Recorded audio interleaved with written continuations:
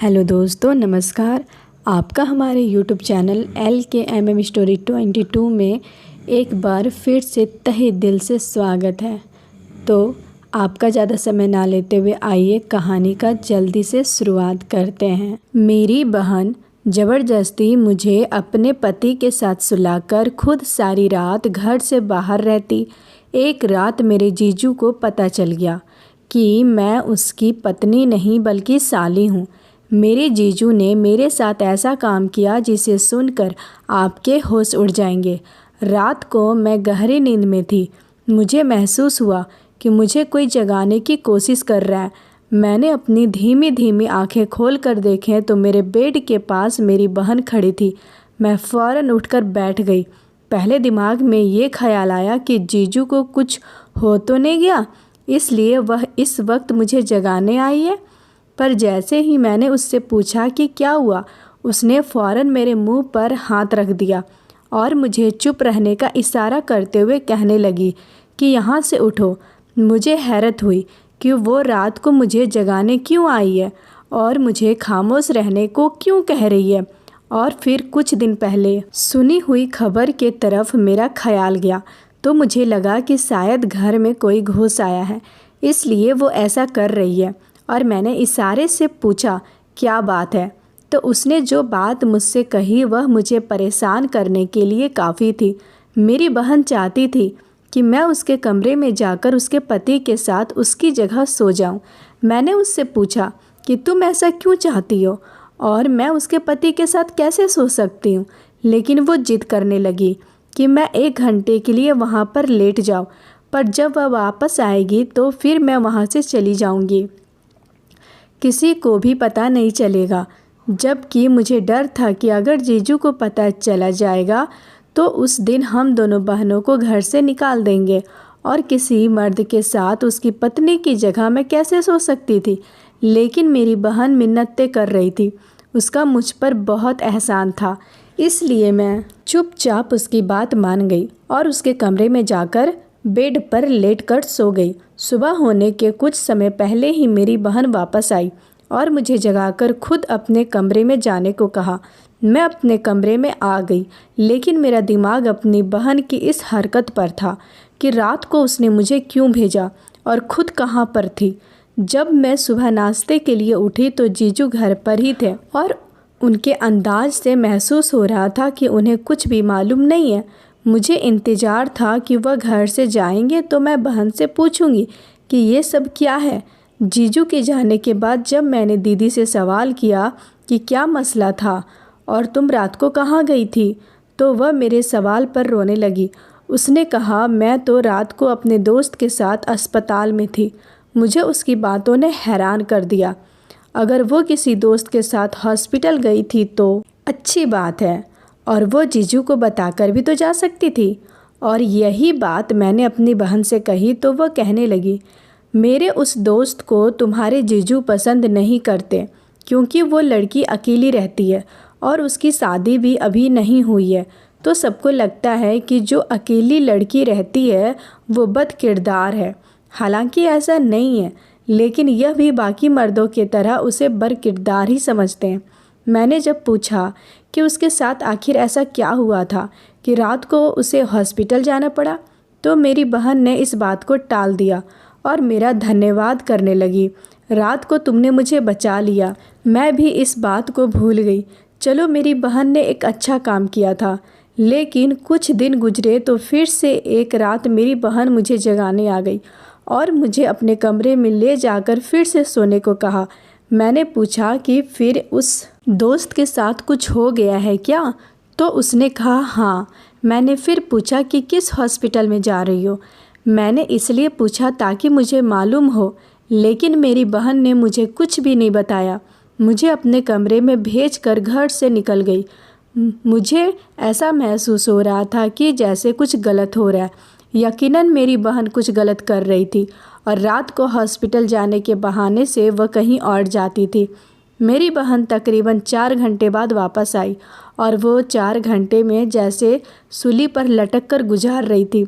जब भी जीजू करवट लेते मुझे लगता था कि अब मेरा राज खुल जाएगा, लेकिन खैर मैंने दिल में पूरे मन से सोच लिया कि अब मैं अपनी बहन की बात कभी नहीं मानूंगी और ऐसा कुछ होगा तो मैं जीजू को सारी बात सच सच बता दूंगी, क्योंकि उन्हें सब कुछ मालूम होना चाहिए। मेरी बहन मेरे हर सवाल को टाल दिया करती। बहुत दिनों तक ऐसा ही चलता रहा। तकरीबन 1 हफ्ते बाद फिर से मेरी बहन मेरे कमरे में मौजूद थी और आज रात वो फिर चाहती थी कि मैं उसके कमरे में जाकर सो जाऊं। मैंने सख्ती से इनकार कर दिया, यहाँ तक कि मैं उसे धमकी भी दे दी कि मैं जीजू को सब कुछ बता दूंगी। लेकिन उन्होंने कहा कि ठीक है, अगर तुम सब कुछ उन्हें बता दोगी तो मैं तुम्हें वापस भेज दूंगी। मैं तुम्हें यहाँ नहीं रखूँगी क्योंकि तुम्हें यहाँ कोई रहने भी नहीं देगा।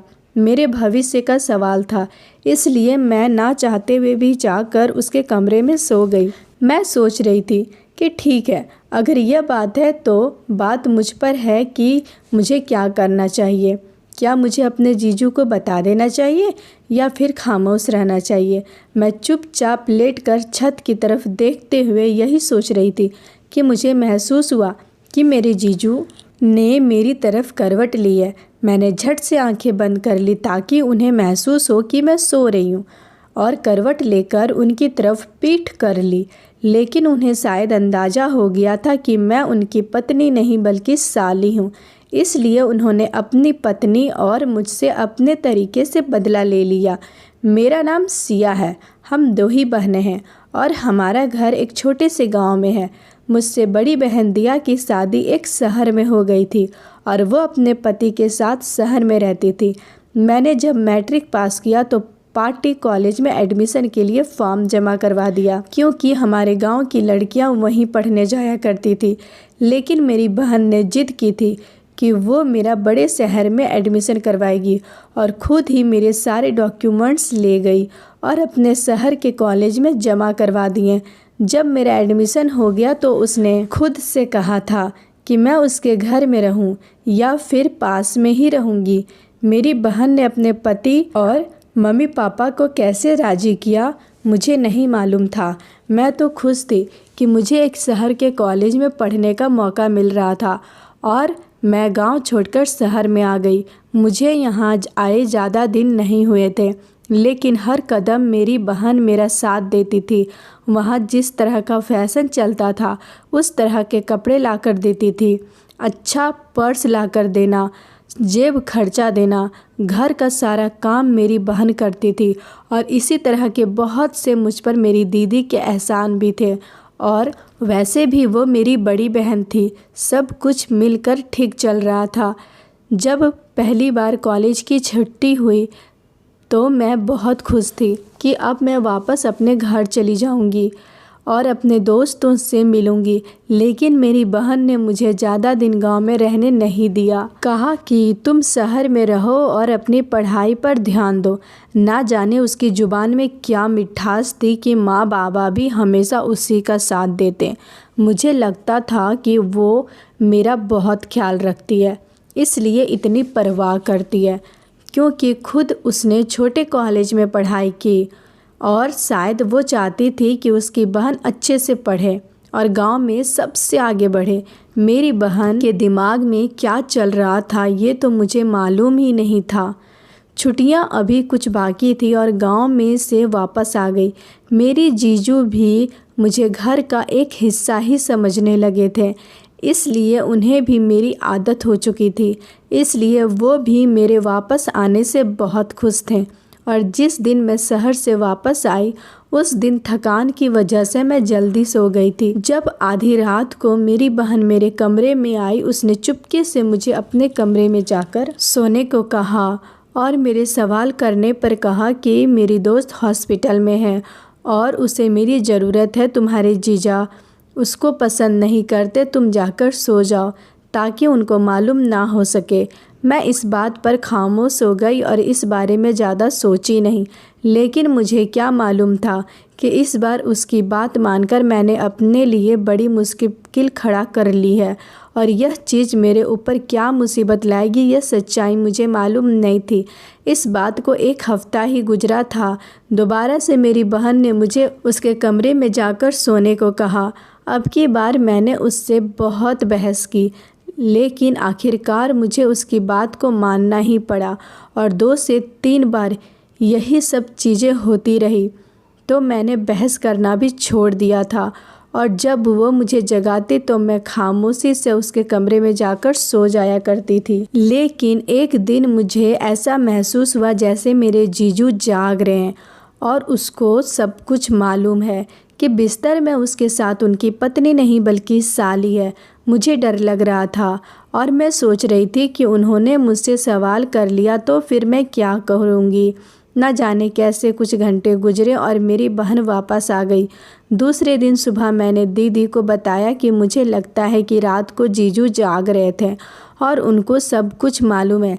लेकिन मेरी बहन कहने लगी कि नहीं, उन्हें कुछ भी मालूम नहीं है। अगर मालूम होता तो यकीनन वह तुमसे सवाल करते या फिर मुझसे सवाल करते। तुम डरो मत। मुझे उसकी तसल्ली से बिल्कुल भी सुकून नहीं मिल रहा था।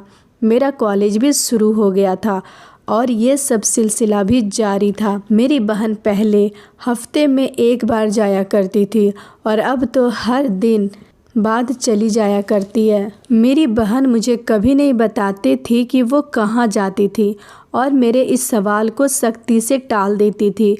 और हैरत की बात यह थी कि वो जिस लड़की का नाम बताती थी उस लड़की को आज तक मैंने कभी नहीं देखा था। ना ही कभी वो हमारे घर आई थी और ना ही मेरी बहन कभी दिन की रोशनी में उससे मिलने जाया करती थी। मुझे तो शक हो रहा था और मुझे पूरा यकीन था कि वो कुछ कर रही है। मेरे जीजू जानते थे लेकिन मेरी बहन कुछ नहीं बता रही थी। मैंने सोच लिया कि इससे पहले बात खुल जाए मुझे सारी हकीकत मालूम करनी होगी। इसलिए मैंने सारी प्लानिंग करके रख ली। 2 दिन हो गए थे और दीदी ने मुझे रात को अपने कमरे जाने को नहीं कहा था। इसलिए मुझे पूरा यकीन था कि आज रात को वो ज़रूर कहेगी। और जब रात को दीदी ने मुझे जगाया तो मैं चुपचाप उसके कमरे में जाकर बिस्तर पर लेट गई और मेरी बहन ने जब देखा मैं लेटे गई हूँ तो वह घर से निकल गई। लेकिन मैंने पहले ही प्लानिंग करके रखी थी, इसलिए मैंने फ़ौरन बिस्तर पर तकियों से अपना शरीर बनाया और दबे कदमों के साथ उसका पीछा करके घर से निकल गई। मुझे इस सब चक्कर में डर लग रहा था, लेकिन मुझे सच्चाई का पता लगाना था।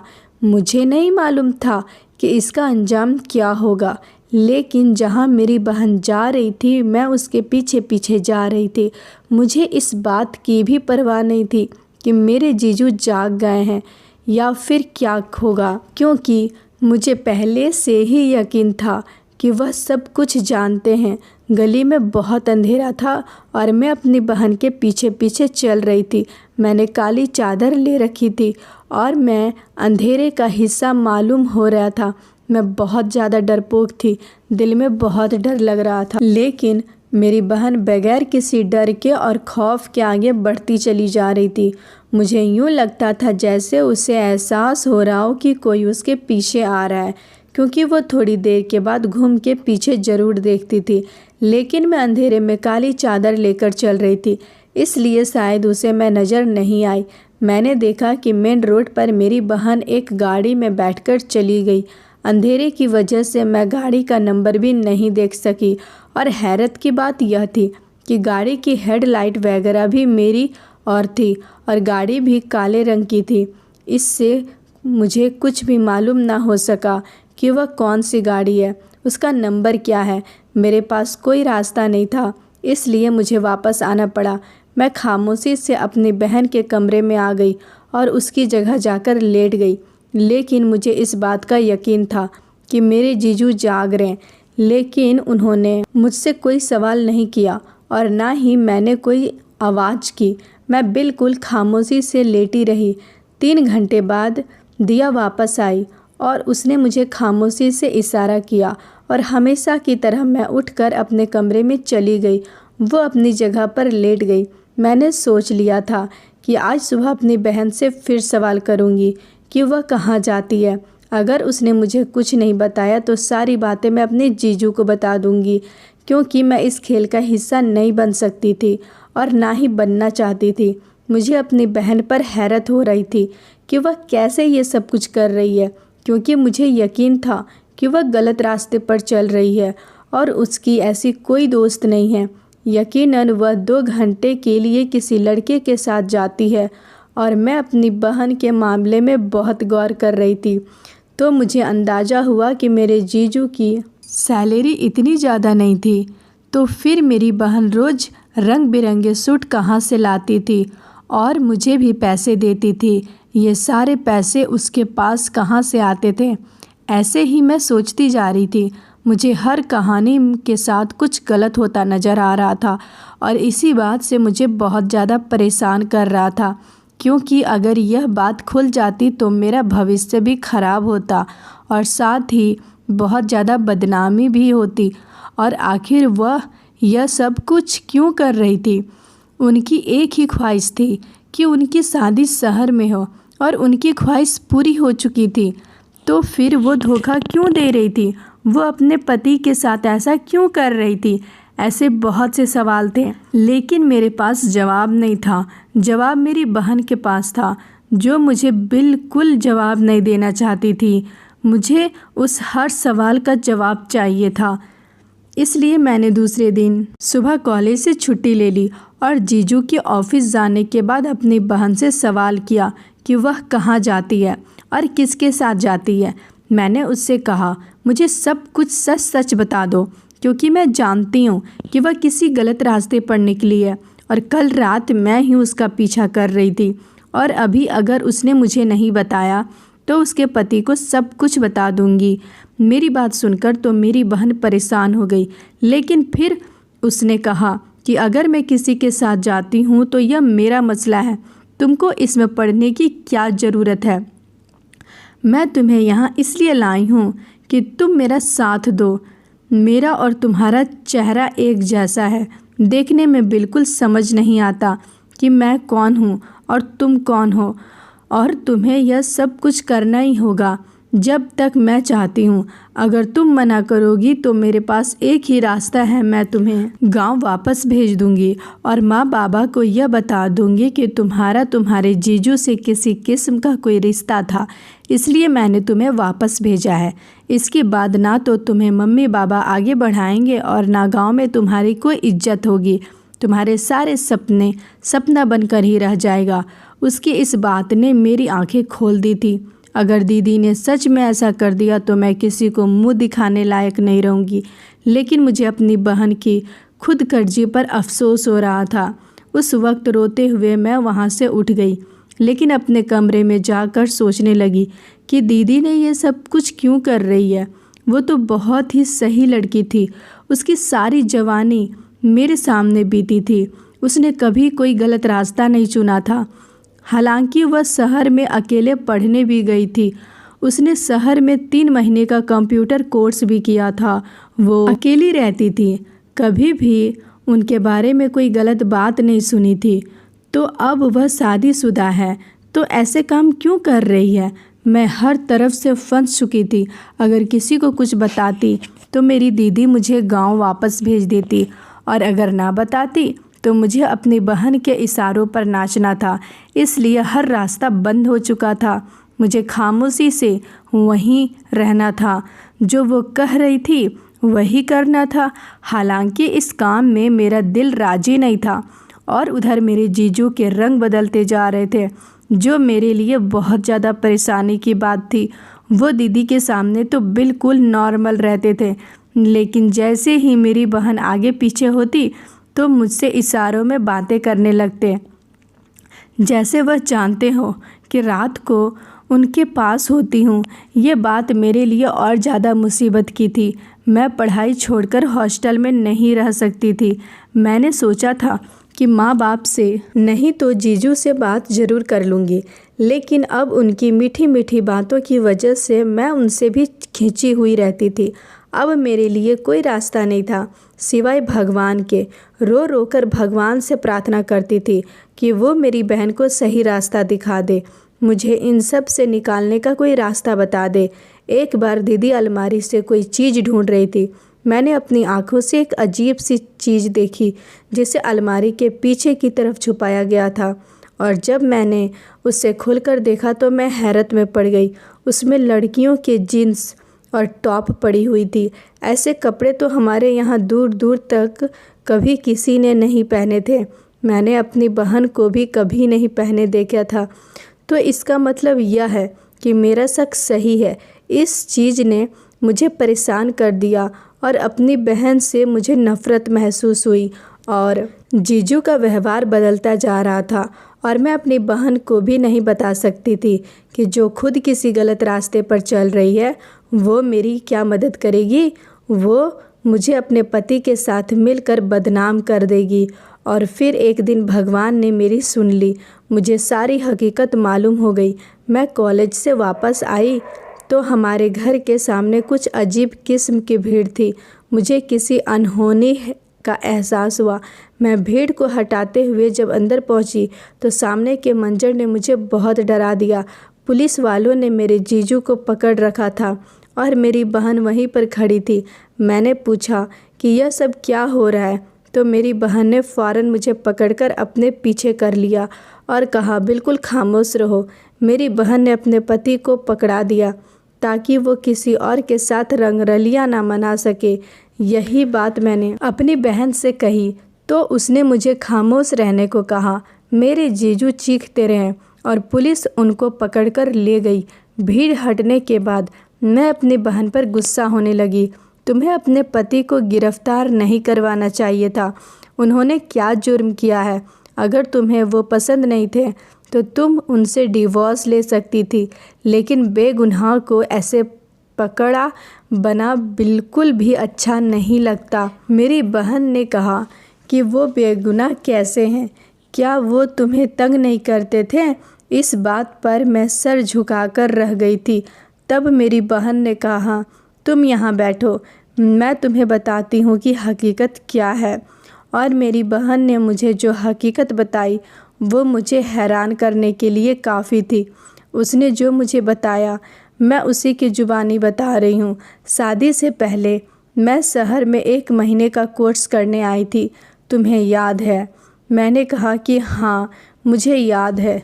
तो उस पर उसने बताया कि वो कोई कंप्यूटर कोर्स नहीं था, बल्कि उसने पुलिस कोर्स ज्वाइन कर ली थी और वह उसकी ट्रेनिंग देने आई थी। और घर में यह बात किसी को नहीं बताई। ये बात सिर्फ मुझे और मम्मी पापा को मालूम थी।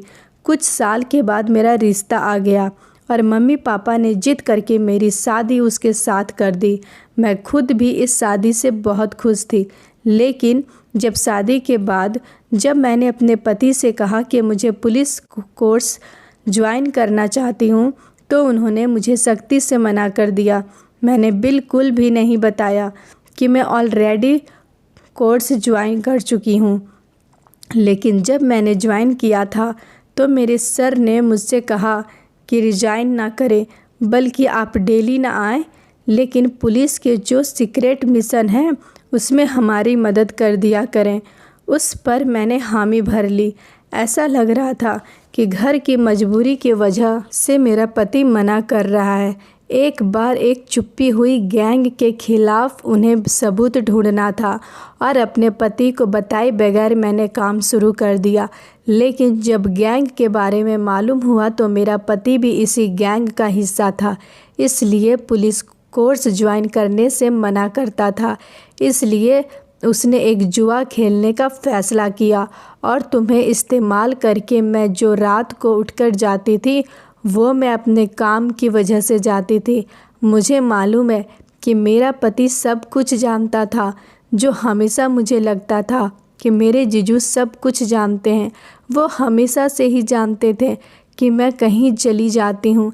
मतलब ये था कि उसकी नीयत तुम पर ख़राब हो चुकी थी। इस वजह से वो हम लोग पर हाथ नहीं डाल रहा था और वह चाहता था कि उससे पहले मुझे रंगे हाथों पकड़े और इस बात को बेबुनियाद बनाकर वो मुझे छोड़कर तुमसे शादी कर ले। लेकिन मैं उसके हाथ कभी नहीं आई और मैं सब कुछ जानते हुए आंखें बंद करके सब कुछ बर्दाश्त कर रही थी, क्योंकि मुझे मालूम था कि इस वक्त जो हो रहा था वह एक जुआ है और आज मैं खुद उसकी गिरफ्तारी की वजह हूँ। मैं अपने पति को खो सकती हूँ, लेकिन अपनों के साथ धोखा नहीं कर सकती। मुझे अपनी सोच पर शर्मिंदगी होने लगी थी। मैं अपनी बहन के बारे में क्या क्या समझ बैठी थी। मैंने दीदी से माफ़ी मांगी। उसने खुले दिल से मुझे माफ़ कर दिया। मेरी बहन ने अपने पति से डिवोर्स ले ली और पुलिस कोर्स ज्वाइन कर लिया। हम अभी इसी शहर में रहते हैं, लेकिन अब मेरे सर पर किसी जीजू का साया नहीं था और ना ही मुझे डर सताता था कि मेरी बहन किसी गलत रास्ते पर चली गई है और मुझे इस्तेमाल करेगी, क्योंकि कभी कभी आंखों का देखा भी सच नहीं होता। दोस्तों, यह थी हमारी आज की कहानी। अच्छी लगी हो तो चैनल को सब्सक्राइब, वीडियो को एक लाइक ज़रूर करें। धन्यवाद दोस्तों। कल मिलते हैं एक नई कहानी के साथ। तब तक अपना ख्याल रखिएगा।